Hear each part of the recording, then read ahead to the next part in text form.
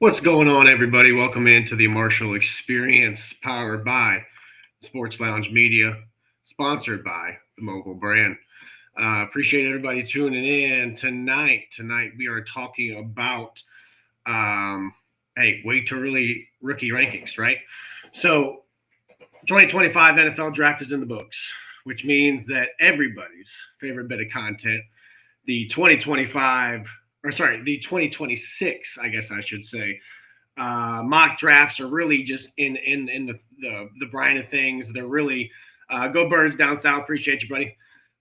They're the 2026 mock drafts are really just trying to come out right now. They're way too early mock drafts, right? Well, we're gonna do our own version of the way too early.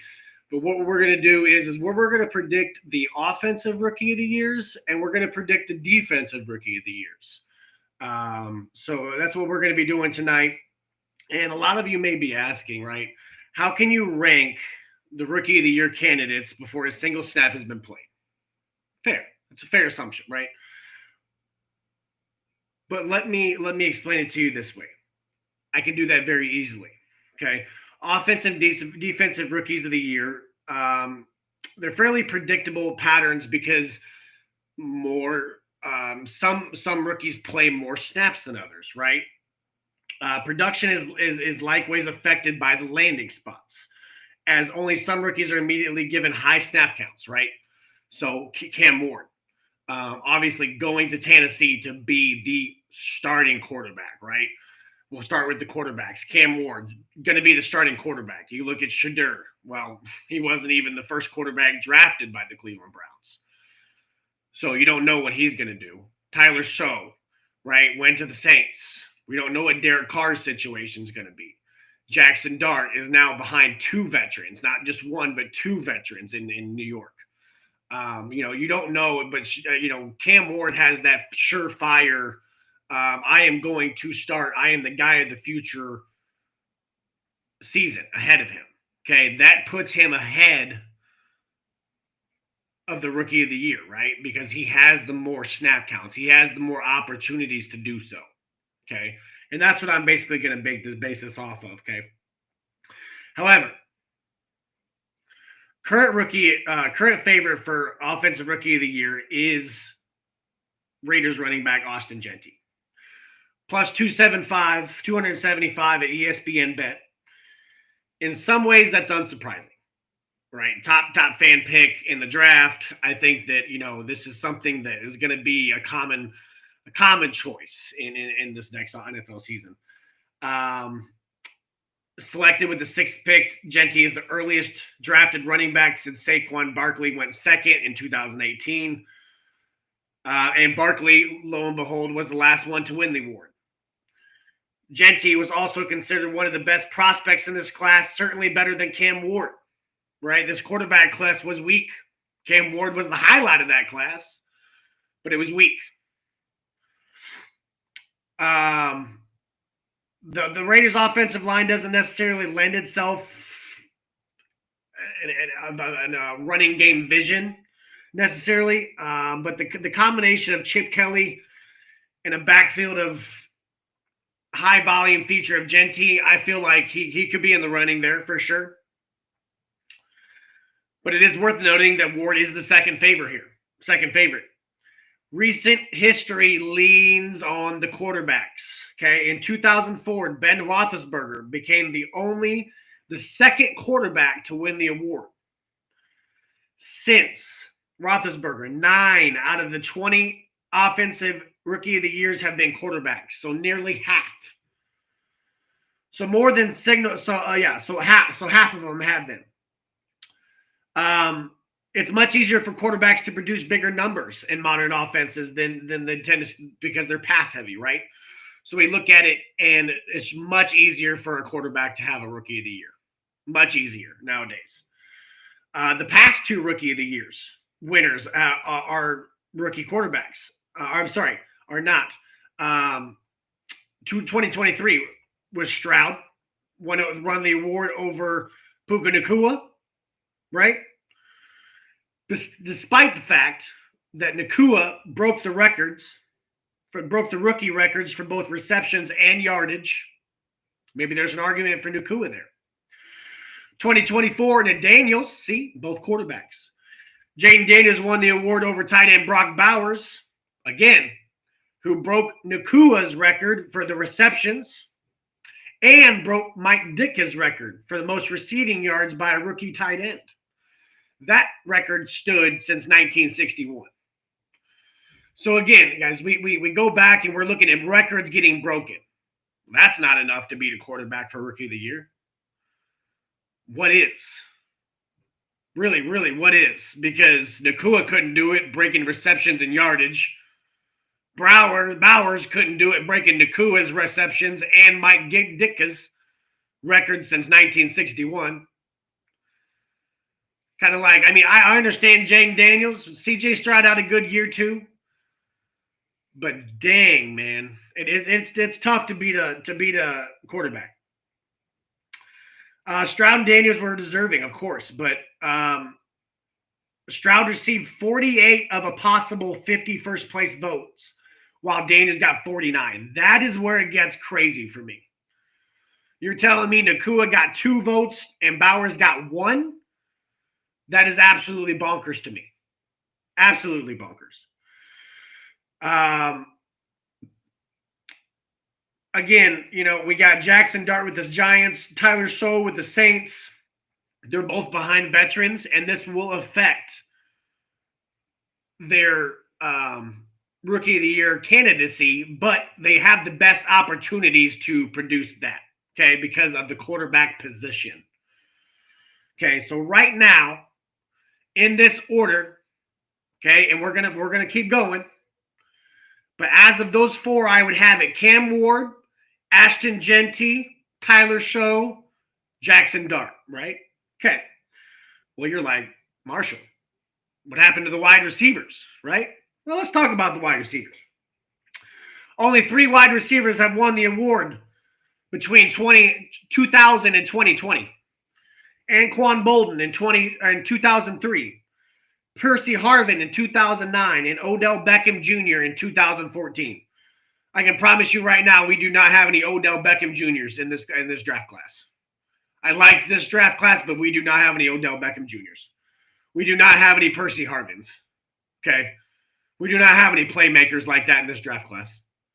It's just not going to happen. It's not, and it could happen. It's just not me as a favor. It's not one of my favorites. Harvin's 2009 win is shocking by 2025 standards, I will say. He caught 60 balls for 790 yards, rushed for another 135 yards, and scored 8 total touchdowns, 6 receiving, 2 returning. It was a particularly tough year for rookies on offense, so that's why Percy Harvin had won that, in my personal opinion. Early drafted quarterbacks Matthew Stafford and Mark Sanchez had more interceptions than touchdowns that year. And early drafted wide receivers Michael Crabtree and Darius Hayward-Bay missed time. Knowshon Moreno, if you remember him. Knowshon Moreno, the first running back off the board, tied for 3rd in voting with Jeremy Maclin and Mike Wallace. So, I mean, Percy Harvin was the most electrifying playmaker in that rookie draft class. That's why he won. As a general rule, really, receivers need unsuccessful quarterback classes to win the award. What are we looking at, guys? A weak quarterback class. Now, will it be unsuccessful? I don't know, and we don't know either. In 2021, 5 quarterbacks went in the first 15 picks. But the most productive was the 5th one taken, Mac Jones. In 2022, the only quarterback to go in the first 2 rounds was Kenny Pickett. And he had about half as many passing touchdowns in 12 starts as Brock Purdy, who went in that same year, did in 5. It's reasonable to expect that this 2025 quarterback class to underwhelm in production, guys, which opens up the field, really. The top wide receiver in contention is inarguably Panthers first-rounder Terrell McMillan, right? I mean, inarguably. He's the best wide receiver in this draft class. He went 11 picks before Emeka Egbuka to the Buccaneers and 15 before Matthew Golden to the Packers. Egbuka and Golden enter wide receiver rooms thick with established talent. Egbuka, Mike Evans, Chris Godwin, Jalen McMillan last year was taken. Got Cade Otton at tight end. The Packers got, I think they're a little bit less on the talent side because, they can't get the job done. But Jaden Reed, Christian Watson, Romeo Dobbs, Tavion Wicks. I mean, they got some wide receivers over there. And then they got Tucker Kraft, the tight end. The Panthers, meanwhile, would love nothing more than to funnel targets to McMillan instead of an aging Adam Thielen, which I can agree. I think Adam Thielen could be a trade target this year. They're getting younger, guys. The Panthers are getting younger, and they're getting bigger. The elephant in the room, really? Well, let's talk about it. Travis Hunter to the Jags. He's a candidate for Rookie of the Year. Why not? He's going to play wide receiver most of the time. The Jaguars have come out and said they are going to play him at wide receiver to begin the year. Once he learns the defensive packages, once he learns the defensive playbook, they will insert him on both sides of the ball. Until then, he will mainly play the offensive side of the ball. So it is on him entirely until he plays both sides of the ball. But I'm telling you, man, that's a potential Rookie of the Year candidate right now. Playing both sides of the ball, man. He just won a Heisman because of it. You can't tell me that he's not going to win a Rookie of the Year because of it. Yeah, they got both offensive and defensive, but watch. Might be the first ever. You never know. There's a first for everything, guys. There's a first for everything. But you can't tell me. You cannot look me in my eye and tell me that this man cannot win both awards. Because guess what? He could be the first to do it. He plays both sides of the ball. It's just a possibility. So right now, after that, I would put Teratoa at 3. I would put Travis Hunter at 4. Matthew Golden at 6. Tyler Sow at 7. Emeka Egbuka at 8. I'm sorry, at 7, and then Jackson Dart at 8. That's how I would do that. But again, you guys are like, Chris, you're forgetting about the running backs. Okay, cool. Pump your brakes. We got Marion Hampton, right? Going to the Chargers.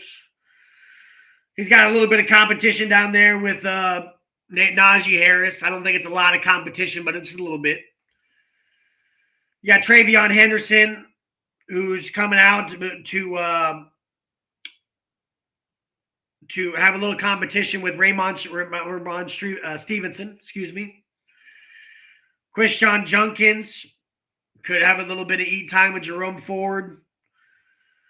The running backs really don't impress me. The one that does, Marion Hampton. Okay. I would now put Hampton at 3 and move Teratoa down and everybody else down to 4. Because Marion Hampton to the Chargers, I think, adds to that offense, guys. I really do. Marion Hampton in a Jim Harbaugh offense is going to be a Donovan Edwards in Michigan. It's going to be nasty. It's going to be healthy. If he stays healthy, it's going to be nasty. Now, again, you're like, well, Chris, you're talking about tight ends. You're talking about these tight ends ain't going to do much. They're not. I'm sorry. Colston Loveland's competing with Cole Kmet. He's competing with Romeo Odunze, DJ Moore, DeAndre Swift, Roschon Johnson. I mean, it's a loaded offense. To win Rookie of the Year, you need to be a main focal point of the offense. Tyler Warren. Yeah, he could end up being the main focal point by the end of the year, but he has an incompetent quarterback. It just is what it is. Now, we did see last year Brock Bowers kind of almost won Rookie of the Year with an incompetent quarterback, so it could happen. But Anthony Richardson's not a thrower. He's got to improve his arm. He's got to improve his accuracy. He's got his legs, but that's about it. He's got to improve this year. Sincerely, I mean, he's got to improve. They gave AR at 14 the keys to the city, and he's got to unlock the door. Seriously. I don't see Shedeur playing enough NFL football this year to even be remotely in the conversation. Will Howard, Dylan Gabriel, no. Caleb Johnson, RJ Harvey, no. I'm trying to see if there's anybody else I didn't really mention. I think that's about it for the offensive side. So we'll go ahead and move to the defensive side.